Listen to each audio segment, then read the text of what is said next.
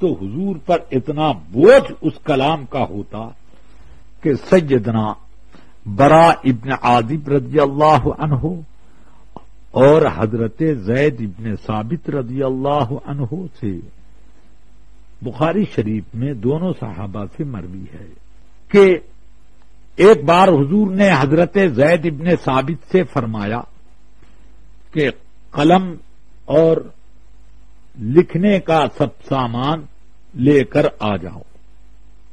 آ گئے. حضور صلی اللہ علیہ وسلم نے ایک آیت لکھوانی شروع کی. لا يستوي القاعدون من المؤمنین والمجاہدون فی سبیل اللہ.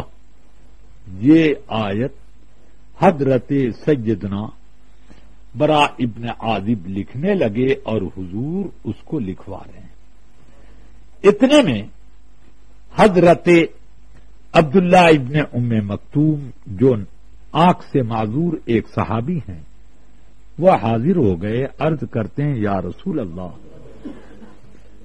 مجھے جہاد کرنے کا بڑا شوق ہے مگر کیا کروں آنکھ ہی نہیں ہے.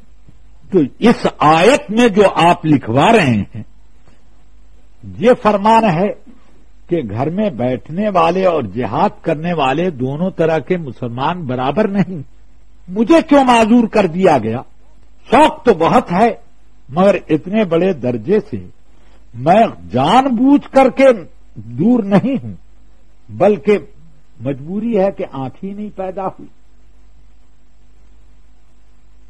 تو حضور نے یہ نہیں فرمایا کہ مجھ سے کیا کہتے ہو، کلام اللہ کا ہے اس سے کہو.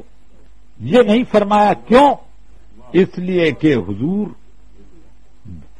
یہ بتانا چاہتے ہیں کہ اللہ سے جو بات کہنی ہے رسول اللہ سے کہہ دو تو سن لی گئی. حضور نے اب بھی کوئی جواب نہیں دیا. فرماتے ہیں حضرت زید بن ثابت رضی اللہ عنہ کہ اچانک حضور صلی اللہ علیہ وسلم کے چہرے کا رنگ سرخ ہو گیا، سانس تیز آنے جانے لگی اور حضور نے مجھے اتنا قریب بٹھایا تھا کہ ران کا ایک حصہ میری ران پر چڑھ گیا تھا.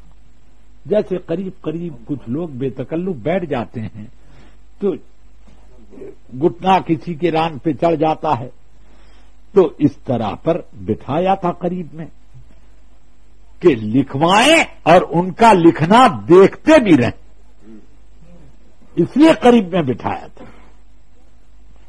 فرماتے ہیں زید ابن ثابت کہ رنگ سرخ ہو گیا، سانس تیز آنے جانے لگی اور ران پاک کے اتنے حصے کا وزن اتنا بڑھا کہ قادت فخذی ان ترب، قریب تھا کہ میری ران کی ہڈی چکنا چور ہو جائے.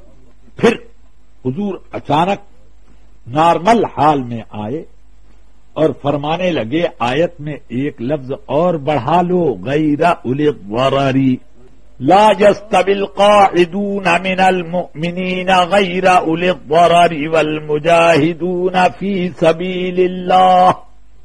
کہ مسلمانوں میں وہ لوگ جو گھر میں بیٹھے رہے بغیر کسی معذوری کے، بغیر کسی مجبوری کے گھر بیٹھے رہے، اور وہ لوگ جو جہاد میں گئے دونوں برابر نہیں ہیں. بات سن لی گئی ان کی. انہوں نے کہا تھا کہ مجبور ہوں میں، جہاد نہیں کر پاؤں گا، شوق بہت ہے.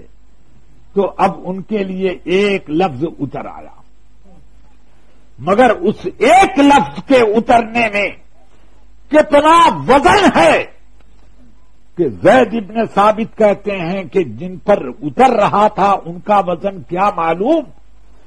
میں قریب بیٹھا ہوں، ران کا ایک حصہ ٹچ ہے تو ایسا معلوم ہوتا ہے کہ میری ہڈی چور ہو جائے، اتنا بڑا وزن ہے اس کا.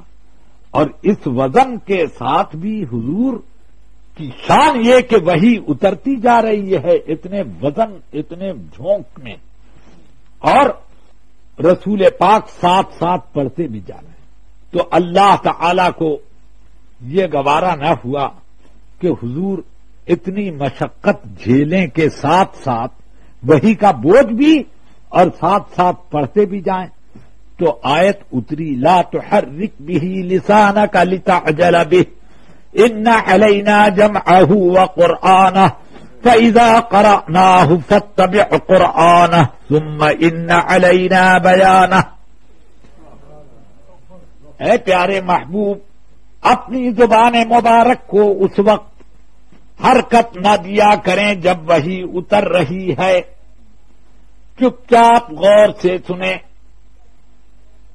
جلدی جلدی اس کو یاد کرنے اور زبان پر رواں کرنے کے لیے جو آپ ساتھ ساتھ پڑھتے جاتے ہیں اتنی زحمت نہ کریں۔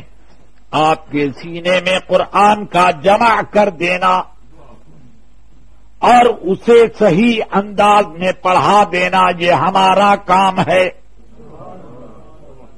فَإِذَا قَرَأْنَاهُ فَاتَّبِعْ قُرْآنَهُ، جب ہماری قراءت جبریل کے زبان پر جاری رہے اس وقت آپ غور سے اسے سنیں۔ ثُمَّ إِنَّ عَلَيْنَا بَيَانَهُ، اس کو صحیح طور پر یاد کرانا اور پڑھا دینا ہماری ذمہ داری ہے۔ تو یہ اللہ تعالی نے فرمایا۔ تو اس سے اس کے بعد سے رسول پاک صلی اللہ علیہ وسلم کا اب طریقہ یہ ہو گیا کہ جب قرآن کی وحی اترتی تھی بالکل خاموشی سے غور سے سنتے تھے، اور جب وحی کا سارا